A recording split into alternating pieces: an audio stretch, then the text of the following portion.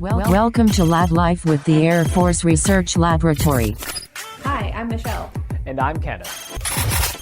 Hello, folks. Today we are joined by Lindsay Bukalew to discuss the importance of musculoskeletal health, fitness, and how strategic napping can help keep you alert during the day. In 3, 2, 1. Welcome again, Lab Life listeners. Today we are joined by Lindsay Bukalew, the chief of the operational support teams. He's an exercise physiologist by training, and he's part of our 711th Human Performance Wing. How are you today? I'm great. How are you guys? Doing quite well. Thank you for joining us. Our first question, we had a conversation with you beforehand and something really interesting came up. We heard that there's something interesting called the strategic napping that you brought up. What is that? Yeah, so one of the things that we teach for our teams in the human performance realm is strategic napping, or the value and the impact that napping can have on human performance. So just 30 minutes, simple 30-minute nap can actually impact fatigue and performance later on favorably, right? So while people, and this isn't something that's normal, right? Most people are like, I'm going to work at least an 8-hour day. I'm going to stay until the mission is done. And you hear our active duty say this all the time. Hey, we're 24/7. We're here all the time.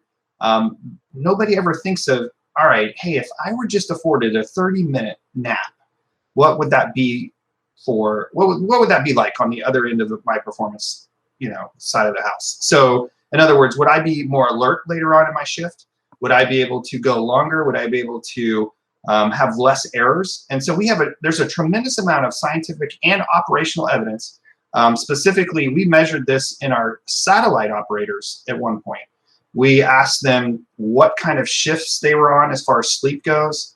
And we also looked at the impact of napping when they were doing some sleep research.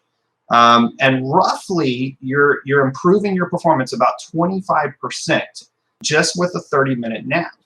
And so a lot of people, they kind of discount it. It's not one of those things that's on the tip of everybody's tongue. They're like, yes, you should go exercise and you should eat right. But sleep is getting a lot more, and napping is getting a lot more, I would say, headway as far as one of the things that people can do. And so we always like to kind of put it in terms that people can understand, which is, hey, do you get 30 minutes for a lunch? Would it be more well spent maybe taking a nap or taking a rest and you can eat your lunch at your desk or something along those lines? And so people's eyes start to kind of light up, and it's only until they try it and they see the results for themselves that they start to say, I got it. And this is especially valuable for our shift workers, right? So we have a lot of issues for people who are staying awake overnight. They don't see the sun, or they're having issues with fatigue, and then they're driving home, right? They're tired and they're on their way home from work, and it's a hazard, actually. It's a problem. And so just by employing some of these countermeasures, specifically napping, that would be an excellent, I would say, opportunity for some folks to look into if they're experiencing some of these issues or they have these issues at their unit. And we teach our teams about this when they come here for training, and we're looking for some of those types of successes out there as they're getting out there and getting to work, with these teams and seeing what they will be open to. That's fascinating. So a question then kind of for the audience, why is it 30 minutes? Is that kind of the sweet spot for people to take a nap and not go too far into like a sleep cycle, or correct? How does that fall in? Correct. Yeah, you don't want to fall too far into kind of what we call the deep sleep cycle. So you want it kind of around that 30-minute mark. It doesn't exactly have to be 30 minutes. But it shouldn't be too much longer than that. I would say no longer than 40 minutes. Probably the minimum time would be around 20 minutes from all the research I've seen. But that's kind of your margins that you have to deal with. And if you can squeeze it in, I would say, great, go do it. It's just not in vogue right now. It's not one of those mainstream ideas. And a lot of people they want to power through something. So yeah, it's just an option for folks if they're willing to try it. That's awesome. I mean, I'm willing to be a trendsetter. There you go. Yeah, just saying. Well, so transitioning from that, so you mentioned that you have teams that you train. So you're part of the base operational support team. What does that mean? What other training do you provide people besides information about how to take a nap. Correct. Yeah. So from a operational support team construct, the Air Force Medical Service was charged with employing teams across the Air Force that can impact, I would say, human performance in a large scheme. And so the Air Force Medical Service said, okay, what's impacting human performance at our bases, right? Why are they coming into the medical clinic? What are the reasons? And so the two biggest reasons, they looked at the data and they said, wow, the two biggest reasons that people are coming into our clinic are one, musculoskeletal injury, and two, mental health, right? Either mental health injury or mental health issues. And so that's what our teams are made of. And so our base operational support teams, we have a 5-person team being deployed to each base in the Air Force over the next 5 years. And so the rollout is based on the risk. How high is the risk, both for mental health and musculoskeletal at these bases? And of course, our highest risk bases are first. So I would say the nearest years, the first years that we're rolling out are the highest risk bases on down to the lowest risk bases into year 5, right? And so that's what we're doing as far as our teams go and why they are being employed in this way. And we host, being the 7-Eleventh, the training aspect of it here, among other things. So we have at the 7-Eleventh a lot of reach back support, a lot of subject matter experts, and we host a whole week of folks. They come in for training on sleep. They come in for training on how do we actually go out into units, because a lot of medical folks, they've never been outside of the medical group, right? They know how to be clinicians. They come in, they are great physical therapists. They're great psychologists. They can do wondrous things for you in the clinical environment, but they've never been on a flight line. They've never been to the logistics readiness squadron and see those guys change tires. They've never seen a jet, right, in the maintenance squadron. Just being exposed to those environments, knowing that cops are wearing, close to 40 pounds of extra weight on them, extra armored vests and ammunition and whatever other equipment that they need, that is a tremendous amount of knowledge you get no other way than by going, talking, visiting, and really getting to know those people in the unit. And it's about those relationships, right? Once everybody kind of sees you're there for them and knowing, hey, you're here to actually meet us in the workplace, which is a total shift in our paradigm, right? We're coming out of the clinic, we're meeting them where they're working, seeing what stressors they have, and then hopefully being able to mitigate those. That's what our charge is, and that's what we're hoping to do with our operational support teams. So what you're saying is these teams are really trying to get to the root cause of problems.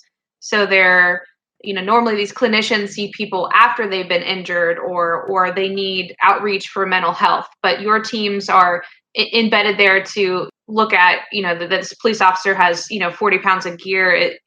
Is he or she hurting themselves in the course of their day to day? Correct. So this is one of the first times that I've seen a largely prevention target effort out there in the medical world that's going to be able to measure the effect almost real time of what we're doing out there as far as effort goes. Does it work? Does it not work? And yes, we are looking at root cause. We're looking at systematic approaches to these issues. In other words, is it the load on the vest? Is it 40 pounds, or is it the way it's loaded on the person as the 40 pounds? Is it front loaded? Is it back loaded? Could we, more evenly disperse? One of our bases actually came up with this idea already. They actually took the vest and then came up with a way to more evenly disperse the weight. And so that's just as an example of what they're doing out there. And so anything that we're doing as far as these prevention efforts, we will be able to measure back here at the 7-Eleven. And we'll be able to tell those folks at the bases what's working and what's not working as far as those interventions go, especially on the musculoskeletal side. Have you found better results with airmen? Are they responding better that you're going out to them instead of them coming to you? Yes, for sure. This is in hot demand. We have quite a large demand being asked of our folks, and in general, right? The line is looking across to the medical side, and they're saying, "All right, I get a physical therapist, I get a strength and conditioning coach, I get, you name it, the medical people coming to me right here in my office, right here in my workplace, right here to meet our airmen." And so we have a large demand being asked for us to come out there and really do what we need to do, right? Afford these people the medical care, afford these people, the interventions that we can give them in their workplace.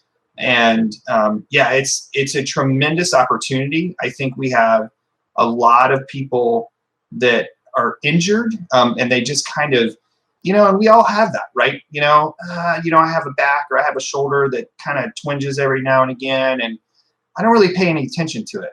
But then when somebody's there and they're saying, "Hey, I have time for you," or "I can help you with any problems that you might have," then all of a sudden, if you're available, then people start to come out of the woodwork, in so many words, and they identify themselves a little bit more readily, and they get, they seek care. And so that's what we're seeing, is we're actually seeing an uptick when we first hit a unit. We see an uptick in I would say, care utilization. And that's not a bad thing, right? It's not necessarily, I think a lot of people think, "Oh my gosh, there's more medical appointments, so it must be a bad thing." And that's not actually it. We actually are encouraging help-seeking behavior. We want people to come out. We want people to identify, and we want to identify early and then prevent the bigger problems, later on. And how is your team doing any sort of data analysis around whether this is effective or not? Because this is, I might not be using the right term, it's sort of a pilot for the Air Force to see if embedding these teams formally, or if that's actually effective.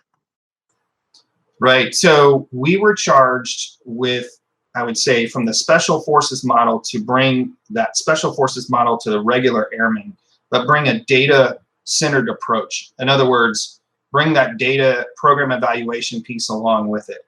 Because for years, we've heard good stories, but we don't really know on the back end, does it save money? Does it save time? Is it worth the return on investment? And so at the 7-Eleventh, we have a very unique capability, which is almost a data hub. We have roughly, I would say, 15 to 20 separate pieces of data coming in to one place.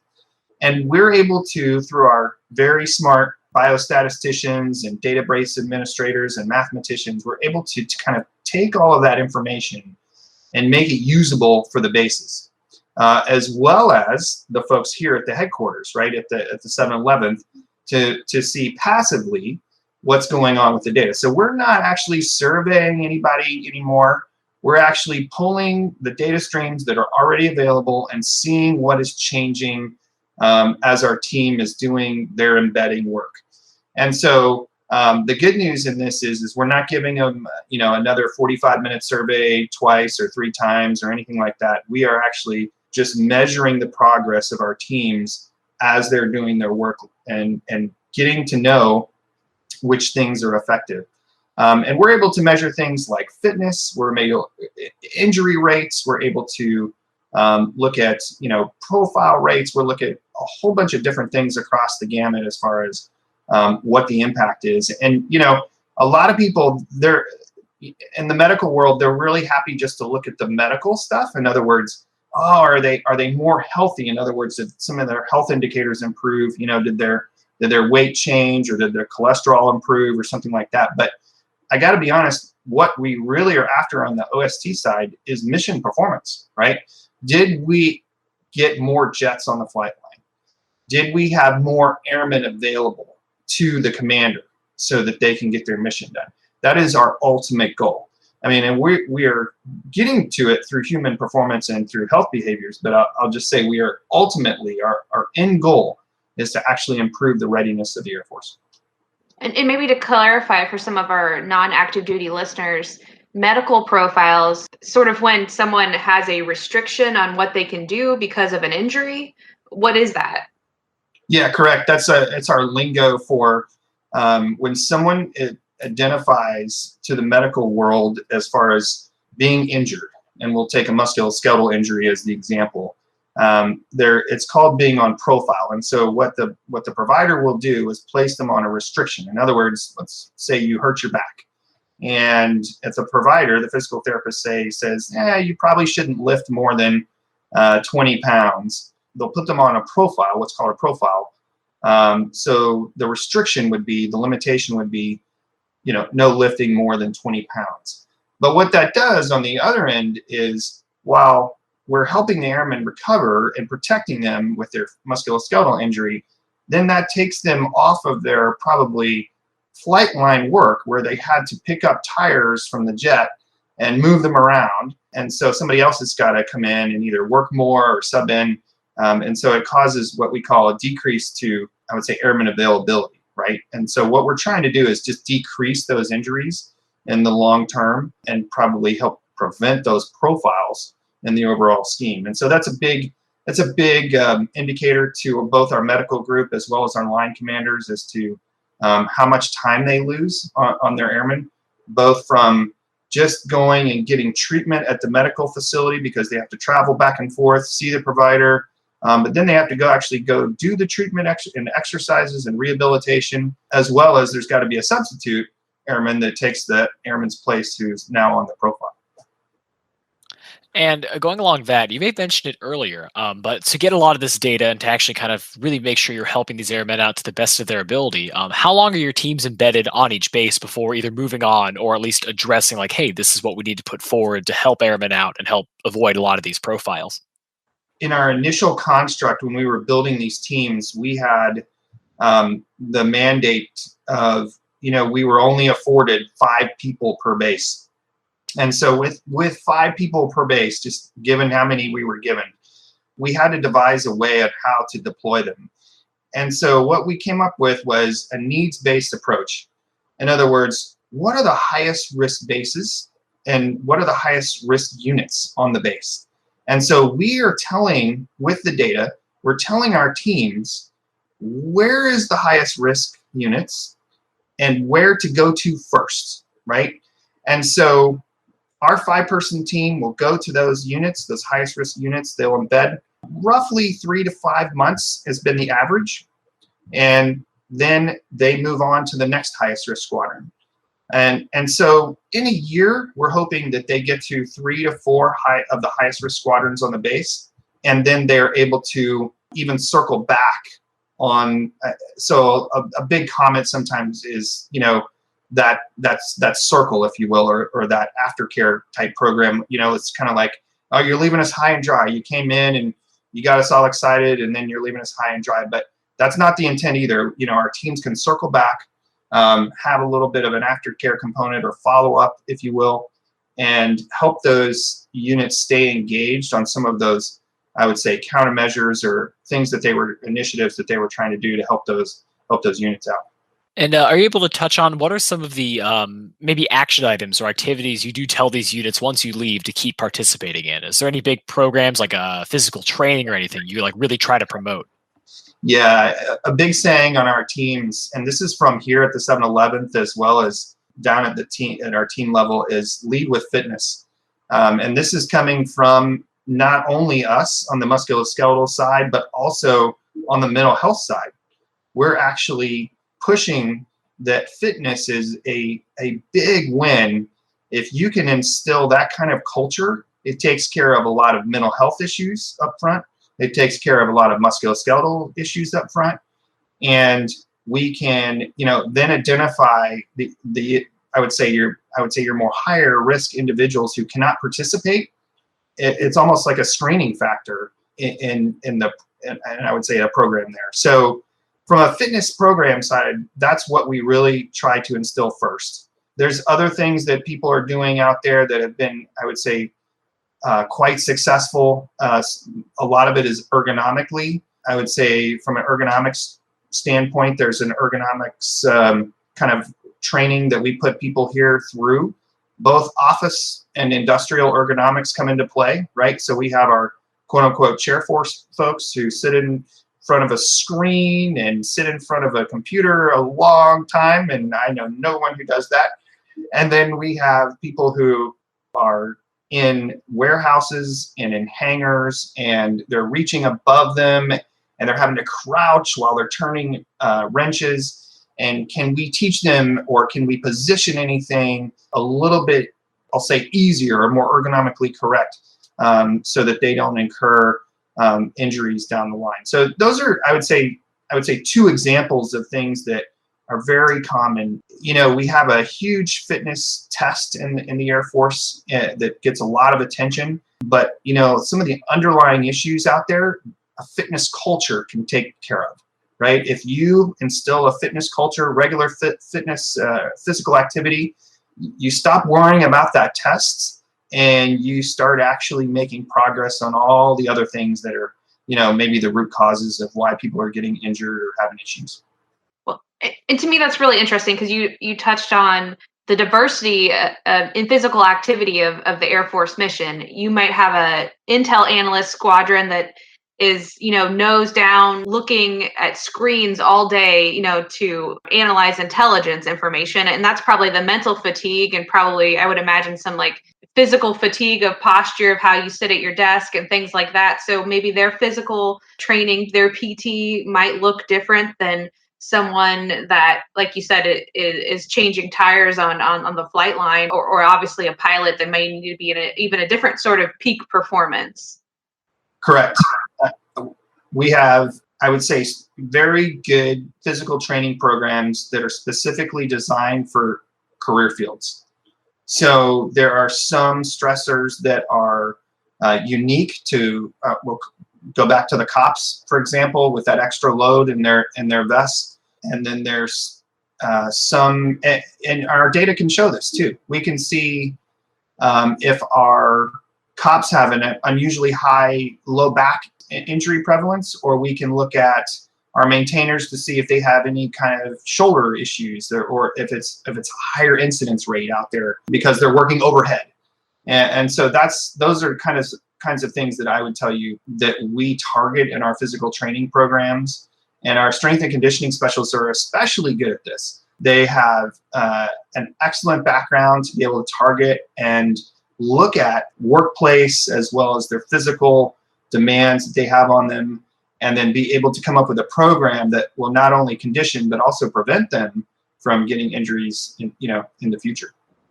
So it sounds a little more complex than just going out and playing pickleball or volleyball or running some laps. Right. And a lot of people, they use the test as their, I would say, as their baseline, right? They will train to the test. If you put a test out in front of somebody, they're going to train to that test because a lot's riding on it, right? I mean, someone's EPR, OPR, their performance appraisal for the year is riding on this pass or fail for their fitness test. But what we're really trying to get people to do is, like I said, if we can instill a little bit more of a periodized, it's called a periodized strength-based program, a targeted intervention towards, if someone is just all push, no pull, you're going to have a lot of imbalances, right? And so our strength and conditioning professionals, as well as our physical therapists, can target that, they can identify that, and then they can give you a program to fix that. So something you touched on beforehand in a conversation we had before all this was, I think this idea really touches that idea of the Air Force Fitness 2.0, like the next stage of, you mentioned, almost instilling this kind of training program that isn't just for standardized testing, but making sure your physical health and, of course, those medical profiles can be avoided by keeping yourself healthier.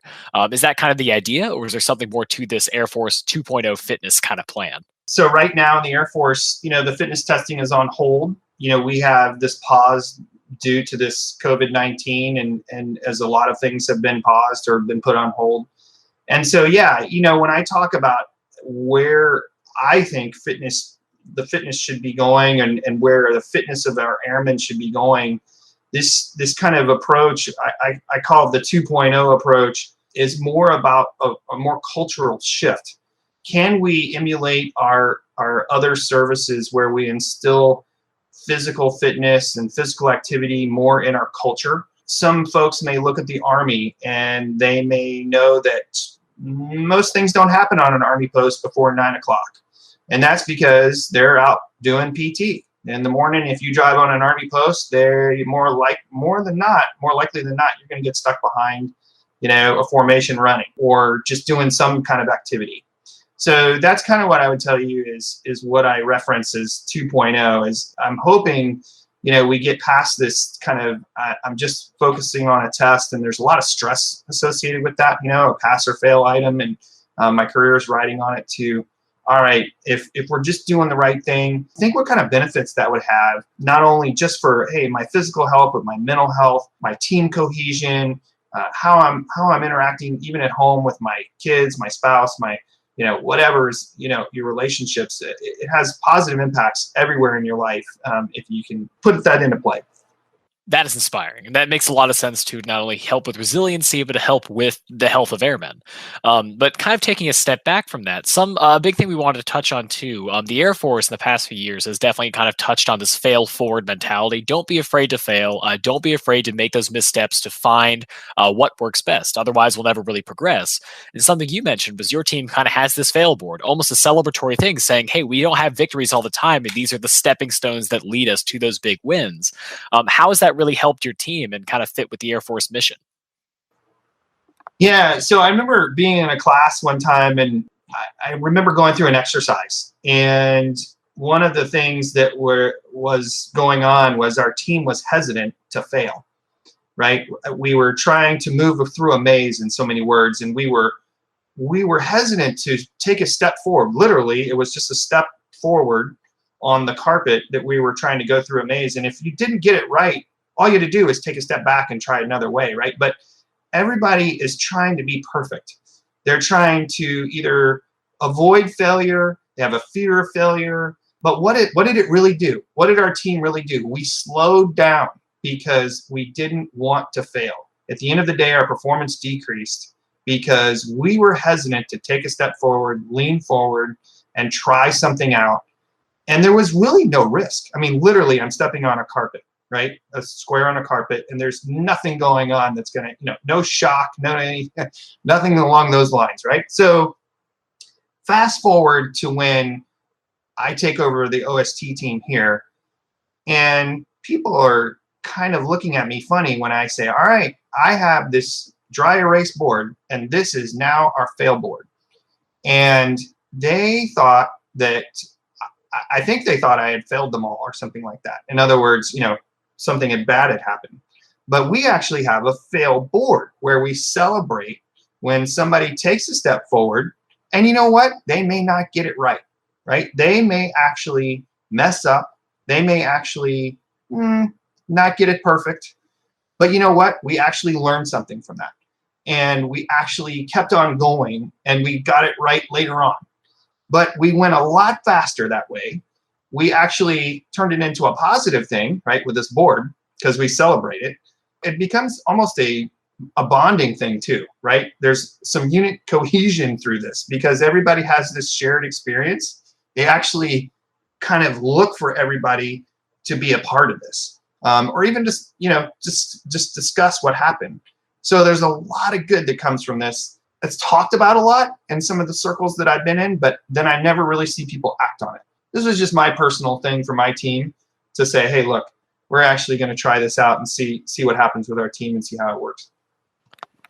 And is this kind of reflected in when you've your team has been embedded in squadrons or helping at bases? Has this mentality helped people along the resiliency side outside of physical therapy? Like maybe they're pushing themselves too far or maybe even afraid to fail?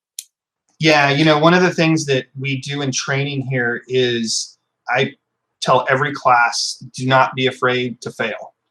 Fail forward. Don't be afraid to go fast. Do it safely, right? There is a balance there, but at the same time, don't be afraid to go out and try things because this is new, right? We are trying some prevention in the workplace. You may encounter a unit that has no other comparison out there. Like we have very specific and singular units that are experiencing some high stress, right? And so every mission and every base is a little bit different. We can't make, the one size fits all. So we have to give our teams that latitude. We have to give them that flexibility and empower them, right? I'll never forget one of the first wing commanders I ever had in the Air Force. He said, as long as you're doing the right thing, he said, I'll back you up. And in so many words, he was giving us that permission to fail. He was giving us that permission to lean forward and go fast, but do it as you're doing the right thing, right?